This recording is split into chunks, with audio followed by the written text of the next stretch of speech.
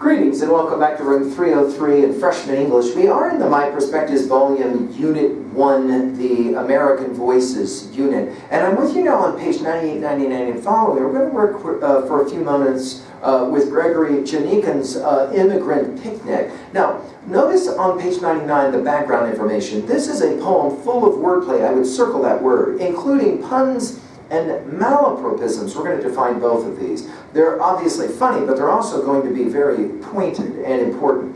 Of course, puns are jokes that play on differences in the meanings of words with similar sounds. We're going to see that in Immigrant Picnic.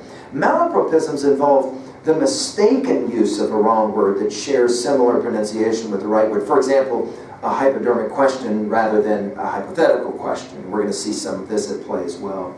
Let's meet now Djanikian. Born in 1949, he moved from his birthplace of Alexandria, Egypt to Williamsport, Pennsylvania when he was 8 years old. He became interested in writing poetry while studying English at the University of Pennsylvania, and now he's the director of creative writing at his alma mater. He has published 6 volumes of poetry which often deal with family, culture, and the ways immigrants to America enrich the English language. He believes that, quote, poetry is a communication between people on the most intense level, even if it's only between two people, writer and reader, end quote. Let's turn now to the poem itself and just enjoy the ways language plays with language in this poem, starting on page 103 and finishing on page 104. Let's read the poem, then we'll come back to annotate.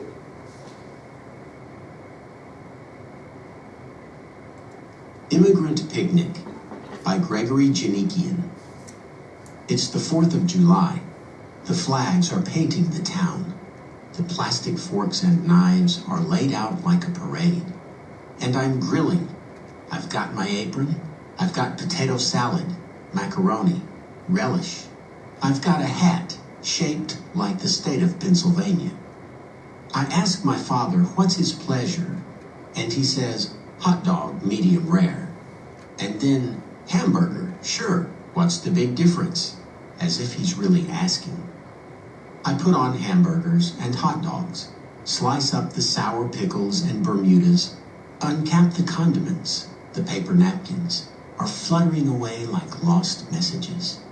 You're running around, my mother says, like a chicken with its head loose. Ma, I say, you mean cut off. Loose and cut off being as far apart as, say, son and daughter. She gives me a quizzical look as though I've been caught in some impropriety. I love you and your sister just the same, she says. Sure, my grandmother pipes in. You're both our children, so why worry? That's not the point, I begin telling them. And I'm comparing words to fish now, like the ones in the sea at Port Said, or like birds among the date palms by the Nile. Unrepentantly elusive, wild. Sonia, my father says to my mother, what the hell is he talking about? He's on a ball, my mother says. That's roll, I say, throwing up my hands. As in hot dog, hamburger, dinner roll. And what about roll out the barrels, my mother asks, and my father claps his hands. Why sure, he says, let's have some fun, and launches into a polka, twirling my mother, around and around like the happiest top. And my uncle is shaking his head, saying, you could grow nuts listening to us. And I'm thinking of pistachios in the Sinai, burgeoning without end, pecans in the south, the jumbled flavor of them suddenly in my mouth, wordless, confusing, crowding out everything else. Now the genius of this poem is in the very final lines of the poem, the jumbled flavor of them suddenly in my mouth. Of course, this is a poem about jumbled flavor.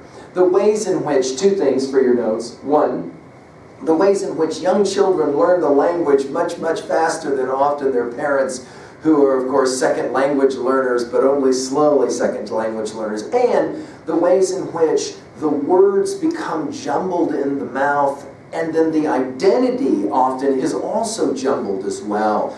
It takes a long time to be able to figure out a culture. Notice we began with the immigrant picnic. That is to say, it's the 4th of July. We're celebrating what it means to be an American, and Independence Day and all of that. Notice everything's laid out, we're told in the first stanza with a simile, like a parade. And then, of course, I'm grilling. I've got my apron, and I've got my potato salad and all of that. I ask my father, what's your pleasure? This is, of course, an interesting way to ask, what do you want? Notice he says that he'll have a hot dog and a hamburger. And then we'll play the game of the paper napkins fluttering away like lost messages. We're back to the image of jumbling that will happen at the end of this poem.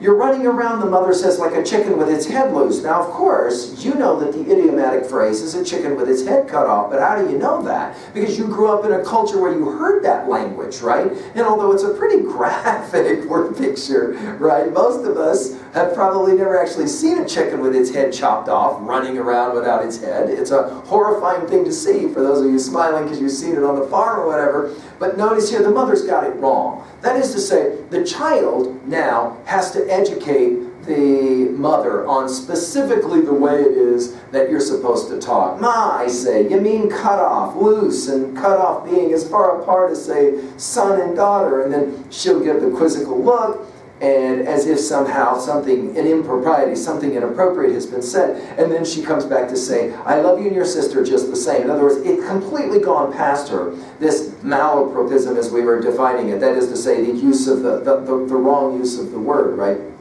That's not the point I began telling them. Notice the child, the son, is trying to educate, right? I'm comparing words to fish now. And that is to say, I'm trying to explain something. Notice father on page 104. Sonia, my father says to my mother, what the hell is he talking about? In other words, it makes no sense. He's on a ball, my mother says. That's a roll. And now we're back to this issue of the fun misuse of language, right? I say, throwing up my hands, as in hot dog, hamburger, dinner roll. And what about roll out the barrels, my mother asks. And my father claps his hands. Why, sure, let's have some fun. And launches into a polka, a type of dance, right? Twirling my mother around like the happiest top. And my uncle, right, shaking his head. You could go nuts listening to us. And I'm thinking of pistachios in the Sinai and burgeoning without end. Pecans in the South. The jumbled flavor of them settling in my mouth, wordless, confusing, crowding out everything else. The beauty of this poem is that it somehow captures the fragility of language acquisition in the ways it's so hard to acquire culture and language, and the way in which we have generational things going on as well, right? So you have the young person who kind of gets it much faster than the older family members who are trying to figure it out, and it's all kind of confusing, and as Uncle says, it could all go nuts doing it. Let's jump to 2A really quickly. What's a way for you to appreciate a poem like this in terms of major messages? Well, the difficulty of fitting in, the way in which, another major message here, the way in which America is it's so broadly defined, it's brilliantly broadly defined, so that everyone gets to have a part to play in defining what it means to be an American. At 2B, obviously, the malapropisms and the puns are a part of this, and they make you smile, right? When you read it, you finally figure out what's going on. At 3A, ask, how does this poem work with, for example, the previous poem, Morning Talk, as well as any of the other readings from Unit 1? And finally, at level 3A, 3B, how do you relate to a poem like this? Has there been a moment in your life that you can actually remember when you got the words wrong?